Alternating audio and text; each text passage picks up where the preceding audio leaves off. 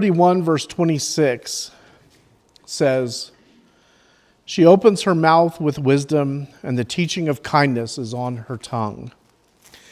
One of the things that this passage reminds us of is, this is a passage written by Solomon's mom to tell him what kind of girl to look for.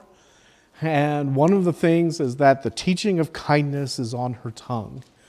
And I don't know about you, I think a lot of times when I've read that, I think so often about a mother teaching their children kindness. And that's not wrong, but I'm also going to suggest it's not sufficient. That the teaching of kindness is something that we need all the time and more of, probably. I think of so many women in my life that have taught me kindness by how they live. Of course, my mom and my wife, who is a talker and doer for kindness, that's incredible to me. My friend Sandy Berry in Rock Springs, Wyoming. She has a way about her that just is amazingly kind. Even, now I'm spending time with Rebecca, my friend, and she's teaching me about kindness. Kindness is an incredible thing that we can learn from each other. Proverbs 11, verse 17, if you look there, it says, "A man who is kind benefits himself, but a cruel man hurts himself." So if you're kind, kindness is not just about what women do. It's about for all of us, right? A man who is kind, that's referring to any of us, benefits himself. It helps us. Proverbs 21:21. "Whoever pursues righteousness and kindness will find life, righteousness, and favor." There's great blessing in the idea of kindness. So I guess, do we undervalue the importance of kindness? A lot of times, I don't know if you're this way, but if someone is unexpectedly kind to me, I begin wondering about what their underlying motives are. Why are you being nice to me at this time? Instead of just accepting that maybe some people are being kind. Ruth is who we want to talk about today. So turn over in your Bibles to Ruth. And we're, of course, introduced to Ruth in Ruth chapter 1 and verse 1. Well, we're not introduced to her there, but the story, of course, is that Naomi and her husband have to go to Moab to survive. And Ruth is one of the ones that gets married in that passage to one of the sons of Naomi. And then he dies, and Ruth is left alone with Naomi. In Ruth, the second chapter, and in verse 11, Boaz gives us kind of a summary of who he's heard Ruth is. So we want to read verses 11 and 12. "But Boaz answered her, 'All that you have done for your mother-in-law since the death of your husband has been fully told to me, and how you left your father and your mother and your native land and came to a people that you did not know before. Jehovah repay you for what you have done, and a full reward be given you by Jehovah, the God of Israel, under whose wing you have come to take refuge. I've heard all the things you've done. I understand what you've done.'" And he says, I want God to bless you for those things. One of the keys for all the things that she had done, a term that's used repeatedly in this book about Ruth, is the term kindness. And in looking at this, I find 6 aspects of kindness that we need to remember. So these are going to be our 6 points. And back in the days when I took speech, they said, tell people what you're going to tell them, and then tell them, and then tell them at the end. And I never do that, but I'm doing it today. I'm going to tell you what the 6 points are, and then at the end, I'm going to remind you of them, okay? The first one is that kindness is godlike. And what I mean, not divine, but it means we imitate God. Kindness is devoted. This is where the slides would have really helped. Kindness is determined. Kindness is responsive. Kindness is considerate. And kindness is a blessing. So those are the things that I see in her life. So let's start with the first one. That kindness is godlike, that it emulates what it is like to be what God does. Ruth 1, verse 8.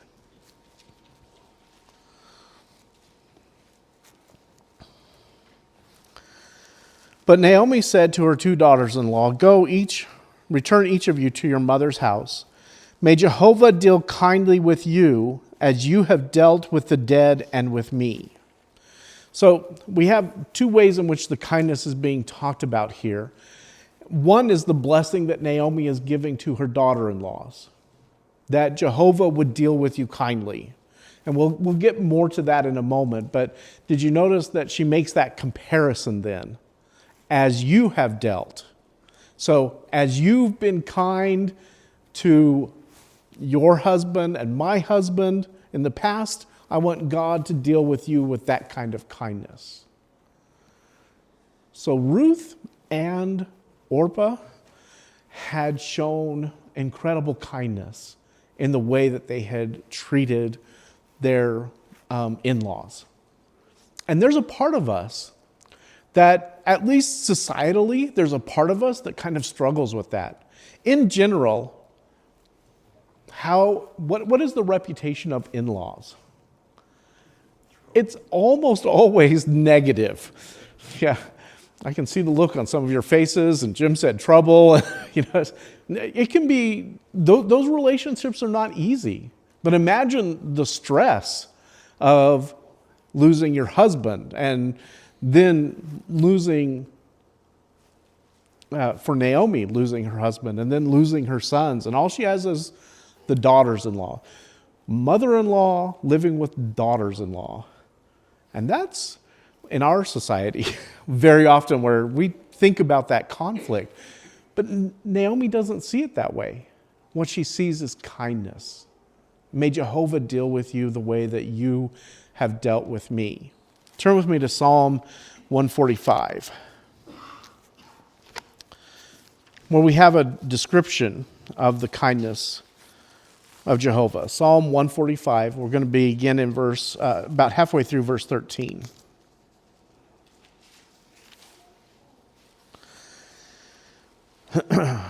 It says, "Jehovah is faithful in his words and kind in all his works. Jehovah upholds all who are falling and raises up all who are bowed down. The eyes of all look to you, and you give them their food in due season. You open your hand, you satisfy the desire of every living thing.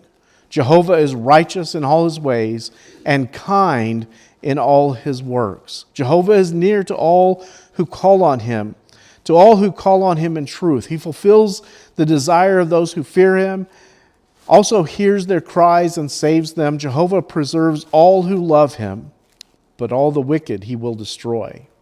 So twice in this passage, it's emphasized about the kindness of Jehovah.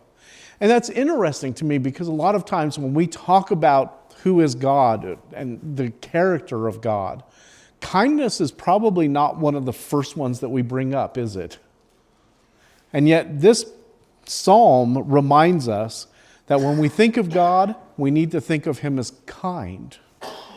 That he is kind, it says, in all his works. Look at the examples and think for a moment about how this might apply similarly with how Ruth treated Naomi.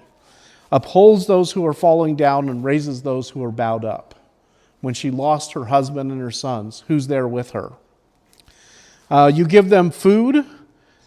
You satisfy their desires. You're near when you call. You save them. Okay, I can't say it's an exact parallel, but the picture is there, isn't it, of the kindness of God to his people, to those who call on him. He looks at those who are struggling and he helps. He responds in a time of need. And I think that's exactly what Ruth had done for Naomi. Kindness is devoted. Go back to Ruth, chapter 1, verse 14.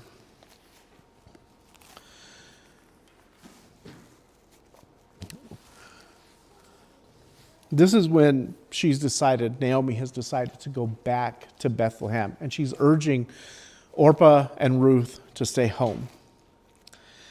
And in the end, she says, and when they lifted up their voices and wept again, Orpah kissed her mother-in-law, but Ruth clung to her.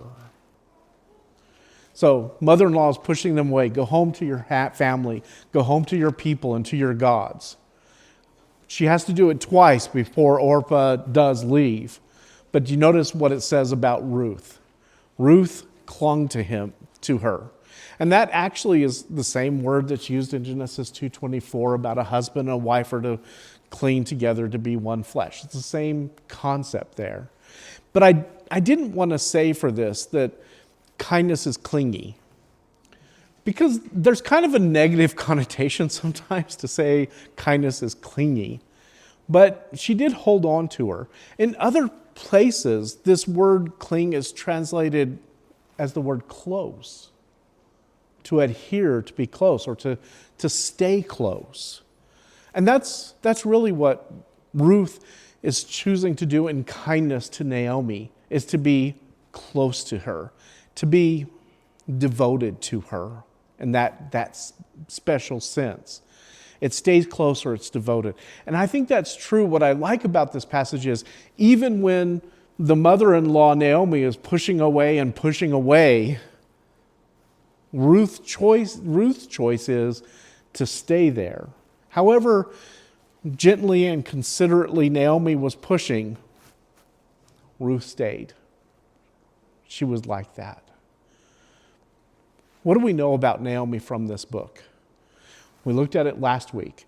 The word that characterizes her is that she was bitter. She said it of herself. She said it multiple times. She told people to call her that as her new name. Don't call me Naomi anymore. Call me Mara. That means bitter. If your mother-in-law is bitter and feels alone and is not really pleased with God in some ways, because she said that also, why would you choose to stay close to someone like that? Why would you choose to be devoted to someone like that? And hopefully, from the lesson that we studied last week, you understand that there's more to Naomi than just that little picture, right? There's more to her than just that bitterness. But sometimes when people are bitter, it is hard. And perhaps that's part of what we need to change about showing kindness to others, is that people who are in need are especially the ones that need our kindness. Even when they act like they don't want it. Stay close to those ones. Look in Hebrews chapter 10.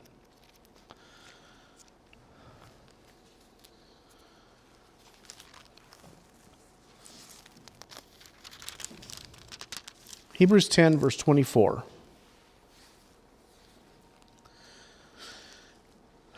As the writer of the Hebrew letter is encouraging these brethren, part of what he says is, and let us consider how to stir up one another to love and good works, not neglecting to meet together as is the habit of some, but encouraging one another, and all the more as you see the day drawing near.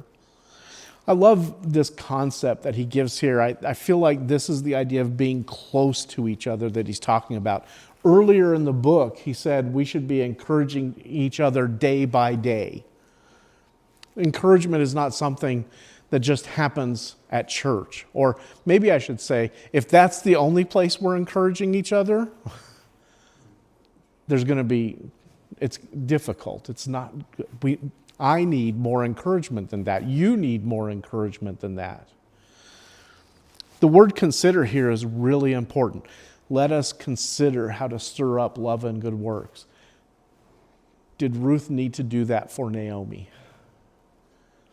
Consider in this passage has the idea of looking at someone, trying to understand where they're at and see and understand their needs. In fact, in his dictionary, Strong uses the word discover for this word. Let us discover one another. Have you explored your brother or sister in Christ? Have you discovered what's in their heart, what's making them tick, the struggles that they face, the heartaches that they're struggling with, the joys that they're having, all of those things? Let us consider one another. A lot of times when we read this passage, because of the next verse, we put a lot of emphasis on meeting together. Meeting together is really important. I'm not dismissing that. I am emphasizing we need more close time together where we can consider each other and help each other, and we can stir each other up to being the people that our God wants us to be. And sometimes that means even when I'm the bitter one, when I'm the one that's down and on my knees, we need to help each other in those cases, not neglecting to meet together. Because meeting together is not just about neglecting our service to God, it's about neglecting each other. Let's not neglect, let's stay close. Kindness is determined. Go back to Ruth. Ruth chapter 1, verses 15 through 18. We're familiar with this passage again because this is Ruth's brilliant declaration of her loyalty and devotion, I think, to Naomi. So beginning of verse 15. And she said, this is Naomi, "See, your sister-in-law has gone back to her people and to her gods. Return after your sister-in-law." You hear she's still pushing, right? And this is what Ruth responds. But Ruth said, "Do not urge me to leave you or to return from following you. For where you go, I will go, and where you lodge, I will lodge. Your people will be my people, and your God, my God. Where you die, I will die, and there I will be buried. May Jehovah do so to me, and more also, if anything but death parts me from you." And when Naomi saw that she was determined to go with her, she said no more. So that's where determined comes from. Naomi said, I'm not getting rid of this girl. She's determined to be here and to be with me. Determined is the word that's used in the book of Joshua when God tells him to be strong and courageous. It's that word for strong, to be determined. It's not just about strength, it's about a willingness to put the effort into those things. So it means to make yourself strong, to make yourself alert, to make yourself ready to act. As I mentioned earlier, I think sometimes people struggle with our efforts to be kind to them. Have you ever tried to be kind to someone and they didn't seem appreciative of that? And they kind of wanted to push it off? In a sense, those who would be kind need to demonstrate their determination to be present.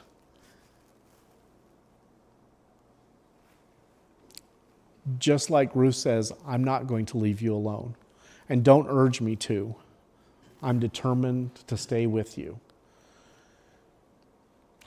There was a saying that became popular, I think it was in the 80s. Certain groups of people started putting the bumper sticker on their car, practice random acts of kindness. Have you seen that one? Random acts of kindness? Which is kind of a cool idea, but I'm going to suggest that as children of God, more is expected of us than just randomly deciding to be kind. We should excel and have determined acts of kindness. I'm going to be nice to you. I'm going to do what I can to help you. And that determination is really important for the people who need it. Kindness is responsive.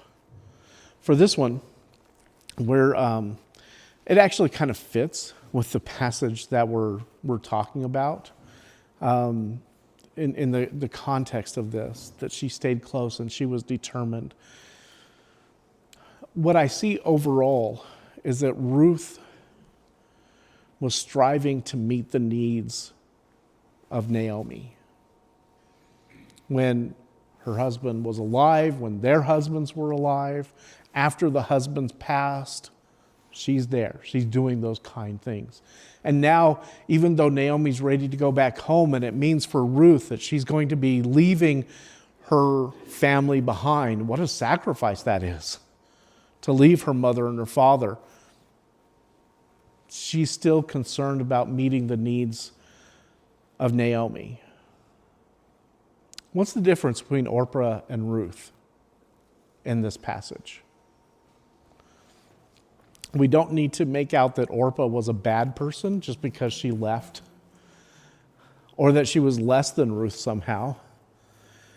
But she wasn't ready to leave when Naomi was ready to go. She wept about leaving. She even kissed her before she left and went back. So let me ask you what the difference is. Why did Ruth stay? What's said over and over again in this book is she stayed because of her kindness. And maybe sometimes we don't think of kindness as being that sacrificial. Naomi had lost so much already. And Ruth understood her bitterness, and she understood her struggles with her thoughts about Jehovah. She had lost so much. And if Ruth departed,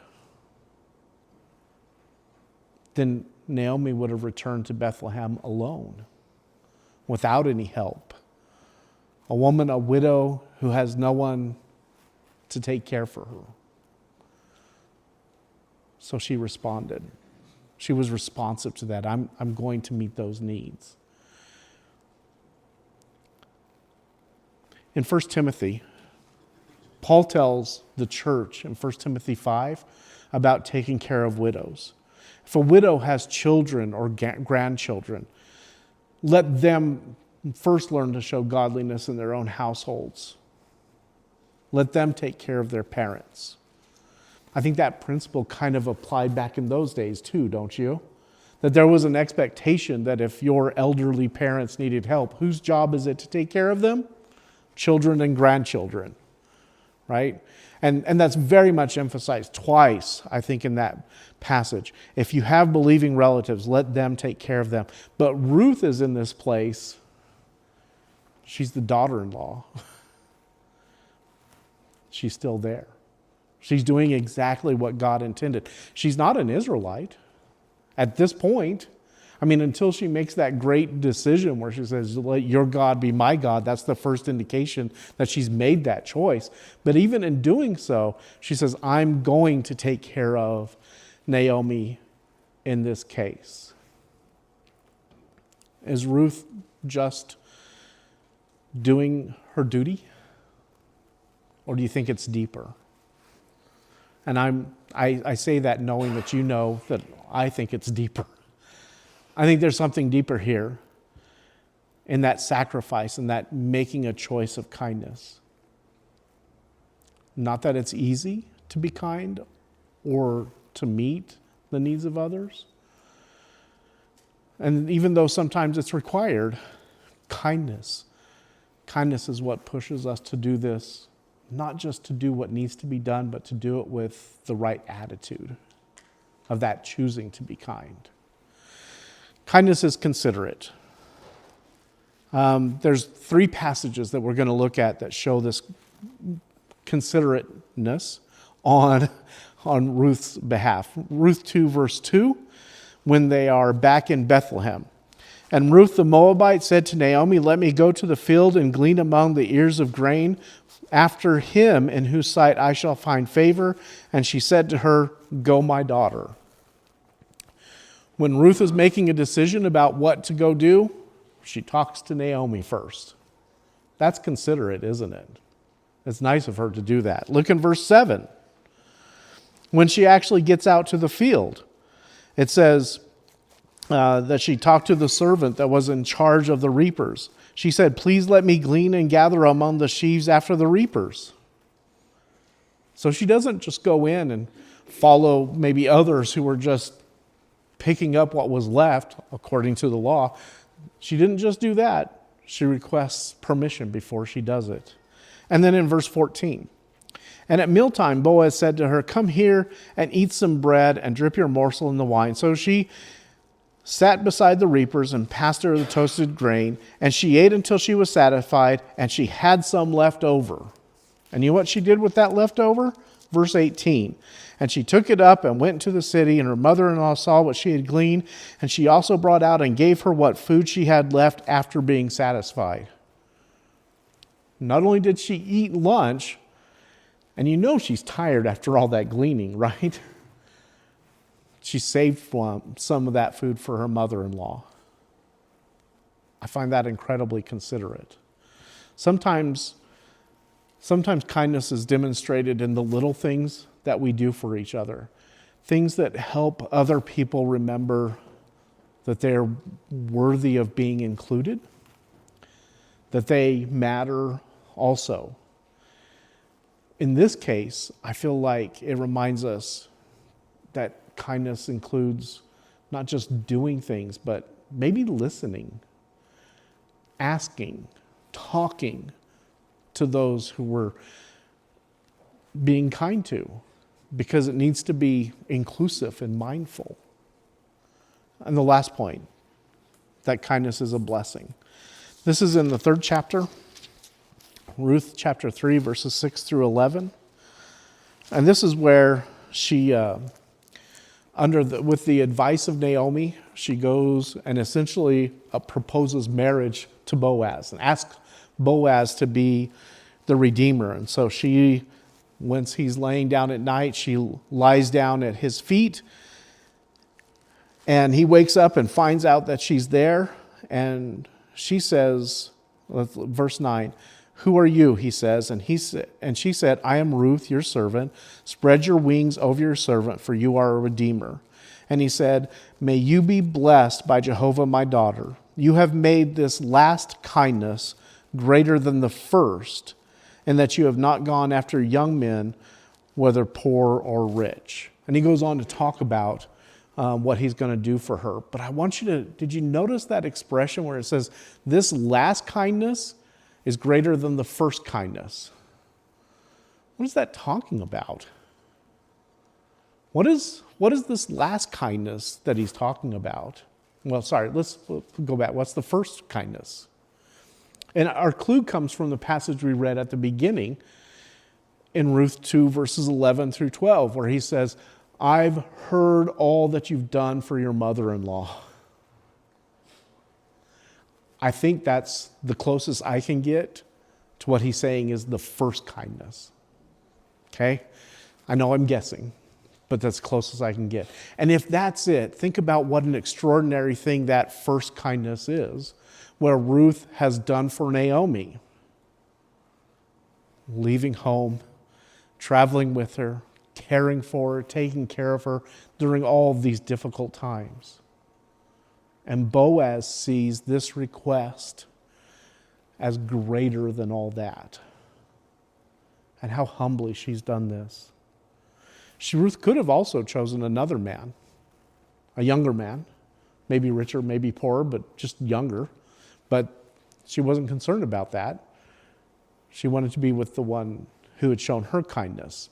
By the way, that's a whole other part of the story. The lesson is Boaz's kindness to Ruth. The kindness that you show is sometimes going to be surprising to people. Did you see that response? He's surprised by this. It's going to be unexpected. But understand it was so meaningful to Boaz what she done that he says, "May you be blessed by God for this kindness." Being kind is a blessing. You can bless the lives of others when you choose to be there for them. Does Jehovah bless Ruth for her kindness? The end of the story is really clear, isn't it? There's marriage that she has with Boaz. She has the child. What a joy that is. She's got her own book in the Bible. That's pretty impressive. And of course, through her and Boaz come David, and through them come eventually Jesus. And she's mentioned as being one of those few women who are mentioned in that lineage. You know who else was? Rahab. And Rahab was also not an Israelite. She lived in Jericho. And now here's Ruth, a Moabite in the lineage of Jesus. And she's blessed because when you think of Ruth, I know you think well of her. Kindness is godlike. Kindness is devoted. Kindness is determined. Kindness is responsive. Kindness is considerate. Kindness is a blessing. Who do you need to be kind to today? It might be the person sitting next to you. That maybe even in your marriage or friendship relationship, you need to remember to be kind to each other. They may not be someone who you think they are, though, that needs your kindness today. If we look around among us, who is it that is struggling and who needs help? Who is it that tells you they don't need help? Who says everything's fine? I'm not encouraging anyone to be a busybody with this idea of kindness. Being a busybody is a sin. We shouldn't be involved in it. You don't have to be a busybody to be kind. Who needs your kindness today?